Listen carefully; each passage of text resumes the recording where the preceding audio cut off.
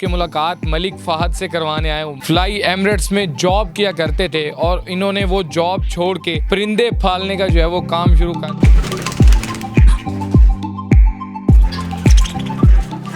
Fly Emirates की job छोड़ के ये ख्याल कैसे आया? जॉब मैंने बाद में स्टार्ट की थी, परिंदे मैं बचपन से पाल रहा हूँ। जॉब छोड़ना बड़ा मुश्किल होता है। जॉब जॉब होती है और बिजनेस बिजनेस होता है। उनके लिए मुश्किल होती है जो इसमें बिल्कुल नए हो। मैं ये अल्लाह का शुक्र है कि बचपन से ये सब चीज़ें पाल रहा था। मुझे इनके बारे में इल्म था, हाउ नो थी, इनका इलाज, इनकी मेडिसिन, इनकी सेल परचेज किस तरह करनी है, कहाँ से लेना है, कहाँ बेचना है, किस तरह क्या करना है। तो अल्लाह का शुक्र है कि इतना कोई मुझे महसूस नहीं हुआ और बस सिस्टम चलता गया। बेसिक जो मेरा स्टार्टअप था वो था असील मुर्गों का, और अभी भी जो मैं सेल परचेज कर रहा हूँ वो असील मुर्गे ही कर रहा हूँ। महाना कितने पैसे कमा लेते हैं, कितना अर्न कर लेते हैं? सीजन पे डिपेंड करता है। सैलरी जो ले रहा था ना उससे 3-4 गुना मैं ज़्यादा ही कमा लेता हूँ। कि अगर आपको इसमें शौक है बर्ड्स का तो तभी आप इसमें कामयाब हो सकते हैं, वरना बिल्कुल भी नहीं हो सकते। आप लाखों लाख लगा दें, सब खत्म हो जाएगा। बीमारियाँ आती हैं, ये पूरे पूरे शेड खत्म हो जाते हैं।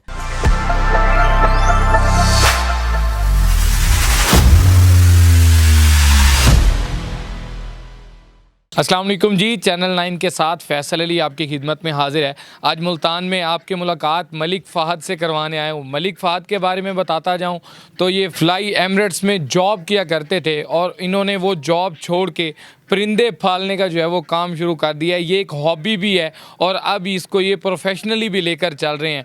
महाना लाखों रुपए शायद मैं कह सकता हूँ कि यहाँ से ये कमा सकते हैं।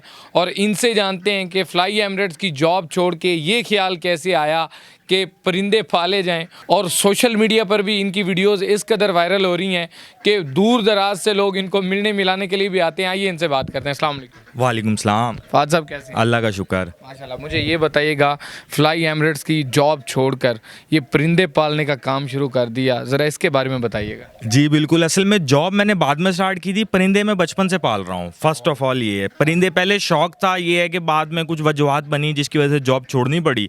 और फिर मैंने ना इसी को अपना आगे फ्यूचर समझा। मैंने कहा यार शुरू से पाल रहा हूँ तो छोटे लेवल पे कर रहा था, फिर मैंने कहा इसका लेवल थोड़ा बढ़ा लें, इसमें बड़ा स्कोप है। जो हमारा है ना लाइफ स्टॉक है जितना भी है इसके अंदर भी, फिर मैंने ना बर्ड्स वगैरह हर चीज़ मज़ीद बढ़ाना स्टार्ट कर दी। अच्छा, मुझे ये बताइएगा, जॉब छोड़ना बड़ा मुश्किल होता है और लोग कहते हैं कि जब एक बंधी हुई तनख्वाह आ रही होती है उसको छोड़ के सडनली एक बिज़नेस स्टार्ट कर लेना, और उतार चढ़ाव भी आते हैं।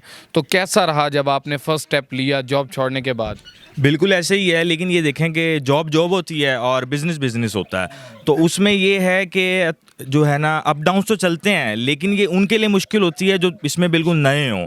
मैं ये अल्लाह का शुक्र है कि बचपन से ये सब चीज़ें पाल रहा था। मुझे इनके बारे में इल्म था, हाउ नो थी, इनका इलाज, इनकी मेडिसिन, इनकी सेल परचेज किस तरह करनी है, कहाँ से लेना है, कहाँ बेचना है, किस तरह क्या करना है। तो अल्लाह का शुक्र है कि इतना कोई मुझे महसूस नहीं हुआ और बस सिस्टम चलता गया। तो स्टार्टिंग में कितनी इकसाम के परिंदे रखे थे और अब इस वक्त कितनी इकसाम के परिंदे या जो दूसरे छोटे छोटे जानवर वो आपके पास मौजूद हैं?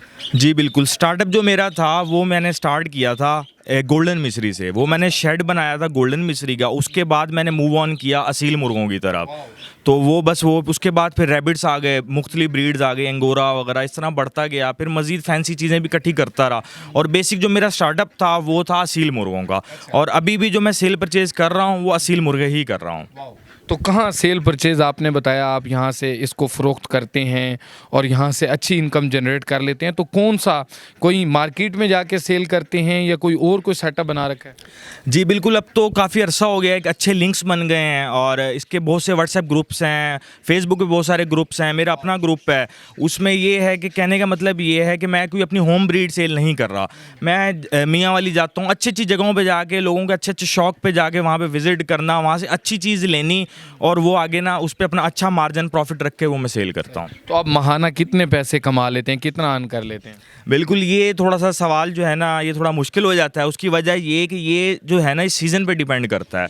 इस पे देखें, जितनी मेहनत करेंगे उतना आपको रिज़ल्ट अच्छा मिलेगा, जितनी अच्छी चीज़ आपको मिलेगी वो उतने महंगी सेल होगी, वो उतना प्रॉफिट देगी। तो इसका थोड़ा सा जवाब देना मुश्किल है, लेकिन ये है कि अल्लाह का शुक्र है कि जितना मैं जॉब से सैलरी जो ले रहा था ना उससे 3-4 गुना मैं ज़्यादा ही कमा लेता हूँ। जी बहुत आला।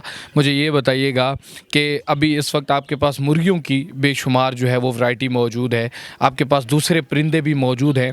ओवरऑल अगर इनको डिवाइड किया जाए तो कितनी इकसाम के परिंदे होते हैं? अगर मैं मुर्गियों की बात करूँ तो मुर्गियाँ कितनी इकसाम की होती हैं? बिल्कुल, बिल्कुल ऐसे ही ये जो असील मुर्गे हैं इसमें बहुत सी नस्लें हैं, बहुत सी नस्लें हैं। अब तो ये देख लें कि कई लोगों ने अब नस्लें नहीं संभाली, लोग लड़ाई की तरफ वो हो गए तो ना वो ब्रीड नहीं संभाल सके, और ब्रीड इसमें बेतहाशा हैं।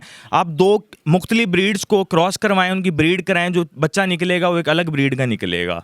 जी अच्छा, मुझे ये बताइएगा, अब जब आपके दोस्त अहबाब आते हैं यहाँ पर, ये मैं देख रहा हूँ कि एक अजीब सा एक एटमॉस्फेयर है, या आप कभी आउट ऑफ सिटी चल जाते हैं, आउट ऑफ होम चल जाते हैं, तो फिर मिस करते हैं इन सब चीज़ों को?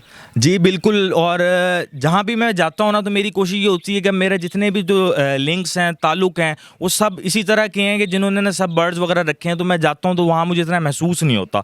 बाकी जो यहाँ पे आता है तो वो इसको ना ये सेटअप को ना वो एक मिनी ज़ू का नाम दे दिया है। जो भी आएगा, कॉलोनी है, बच्चे आएंगे, दोस्त आएंगे मिलने, तो कहेंगे अपना मिनी ज़ू विजिट कराओ, क्योंकि ये देख लें आपको ना यहाँ हर तरह की चीज़ नज़र आएगी। तो एक तरह का मिनी ज़ू ही है ये। अच्छा, मुझे ये बताएं कि सर्दियों में इसका एटमॉस्फेयर थोड़ा सा डिफरेंट होता है, गर्मियों में और तरह का माहौल होता है, तो टेम्परेचर को किस तरह मैनेज कर लेते हैं? जी बिल्कुल, ये है कि गर्मियों में ना हमने यहाँ पे सोलर प्लेट्स वगैरह लगा के ना डीसी मैंने बड़े कूलर बनवाए हुए हैं, वो लगे होते हैं। और गर्मी अपना सर्दियों में टोटल ना सारा इनको पर्दों से हम कवर कर देते हैं। और दूसरा आपकी जो है ना सवाल बड़ा प्यारा है, मैं आपको ये बताना चाहता हूँ कि कई लोग ये सोचते हैं कि यार पता नहीं ये इस तरह ब्रीड करा रहे हैं बच्चे, बड़ा टाइम लंबा पीरियड है। तो मेरा जो है ना जवाब ये है कि मैं बाहर से परचेज़ करता हूँ और कुछ दिन उसको रख के सेल कर देता हूँ। तो बर्ड मेरे सेटअप में बहुत ज़्यादा टाइम नहीं रहता मेरे पास, वो आगे आगे चला जाता है, फिर आगे से आगे जाता रहता है, ये सिस्टम। कभी ऐसा भी हुआ है कि कोई बर्ड सेल करते हुए आपकी आंखें नम हो गई हों? हाँ बिल्कुल, जो अच्छी चीज़ होती है, जो बहुत जिससे ज़रा दिल लग जाता है तो उसको रख लेते हैं। अब ये बिल्कुल हमारे पीछे ना ये मुर्गा है, अभी आप ये भी इसका भी शॉर्ट्स लीजिएगा, दिखाइएगा। ये मेरे पास 5 साल से है। तो इसकी नियर अबाउट एज होती कितनी है? ये देखें, ये डिपेंड करता है केयर पे। कई 2 दिन भी नहीं संभाल सकते और कई 12-12, 13-13 साल भी उनके पास हैं। तो जो नौजवान है, जो यंगस्टर हैं, वो चाहते हैं कि बिज़नेस आइडियाज़ चाहते हैं, वो भी चाहते हैं कि इस तरह मुर्गियों को या परिंदों के ज़रिए अपना एक बिज़नेस जो है वो एक सेटअप स्टार्ट किया जाए, क्या पैगाम देंगे ऐसे लोगों को, यंगस्टर्स को? बिल्कुल, पैगाम यही है कि ना फ़र्स्ट ऑफ़ ऑल पहले इसके बारे में अच्छी तरह आप इल्म हासिल करें, इस पे स्टडी करें, रिसर्च करें, इसके बारे में वीडियोस देखें। और उससे भी ज़्यादा ज़रूरी चीज़ ये है कि अगर आपको इसमें शौक़ है बर्ड्स का, तो तभी आप इसमें कामयाब हो सकते हैं, वरना बिल्कुल भी नहीं हो सकते। आप लाखों लाख लगा दें, सब ख़त्म हो जाएगा। बीमारियां आती हैं, ये पूरे शेड ख़त्म हो जाते हैं, लोगों का सब कुछ ख़त्म हो जाता है। अगर आपको समझ है, आपको इल्म है, आप उनको ट्रीटमेंट दे सकते हैं, उनको ट्रीट कर सकते हैं, तो आप संभाल लेंगे, वरना सब कुछ ख़त्म कर देंगे। और ये बताइएगा कि कभी अगर कोई बीमारी आ जाती है तो बीमारी की सिचुएशन में कैसे फिर इंगेज करते हैं तमाम तर मामलात को? बिल्कुल ऐसे ही है, ये देखेंगे ना डेली इन्हें टाइम देते हैं। परिंदे जानवर के साथ ना आपको जानवर बनना पड़ता है, इनके पास रहना, इनके साथ उठना बैठना, इनको हर वक्त नोटिस करना। अब ये देखेंगे मैं सुबह नाश्ता भी अपने सेटअप पे करता हूँ, तो उसमें इन्हें देखना, ज़रा सा भी इन ढीलापन नज़र आता है, कोई आता है तो फ़ौरन हम उसको ट्रीट करते हैं और अल्लाह का शुक्र है वो बिल्कुल सेट हो जाते हैं। ये नहीं है कि नुकसान नहीं होता, अक्सर परिंदा एक्सपायर भी हो जाता है, लेकिन फ़र्स्ट ऑफ़ ऑल मेरी ये कोशिश होती है कि बहुत से बर्ड्स हैं, कोई भी बीमार हो तो मैं उसको फ़ौरन ना पहले साइड पे करूं, क्योंकि असल में जब वो बीमारी होती है ना तो उसको बाकी देख कर ना वो भी बीमार होने लग जाते हैं, उनका वायरस उनमें ट्रांसफ़र हो जाता है, या वो देखते हैं ये तो बीमार है, वो देख के बीमार हो जाते हैं। अब तक बड़े से बड़ा जो फ़ायदा है या बड़े से बड़ा जो यानी यूँ कह लें इनकम जनरेट की है, वो कितनी होगी? ये देखें तो बड़े अरसे से कर रहा हूँ, ये एक जवाब देना तो बड़ा मुश्किल हो जाएगा, और ये कभी मैंने नोटिस किया भी नहीं है। अगर देखा जाए तो इनकम भी है और इनके खर्चे भी बढ़े हैं, और खर्चे वो देखें वो भी हमने कभी नोटिस नहीं किया, क्योंकि जब भी शौक करना है तो फिर ये सब चीज़ें नहीं देखी जाती। नहीं है शौक का। ऐसा ही है। जी, तो नाजरीन, आपने जाना मेरे साथ मुल्तान से फ़हद मलिक साहब मौजूद थे। फ़हद मलिक साहब ने एक मिनी ज़ू जो है वो घर की छत पर तैयार कर रखा है। यहाँ पर मुख्तलिफ़ इक़साम के परिंदे मौजूद हैं। फ्लाई एमरेट्स में जॉब किया करते थे और इन्होंने वो जॉब स्किप करके अपना जो है वो कारोबार शुरू किया। एक हॉबी भी है और अब ये एक पैशन भी है। यहाँ से ये अच्छी खासी इनकम जनरेट करते हैं और आपने इनके चेहरे पर मुतमईनी जानी कि किस कदर मुतमईन अपने कारोबार से। आप इस हवाले से क्या कहेंगे? अपनी राय का इज़हार कमेंट बॉक्स में ज़रूर कीजिएगा। इसी के साथ अपने मेज़बान फैसल अली को दीजिए इजाज़त। अल्लाह निगहबान।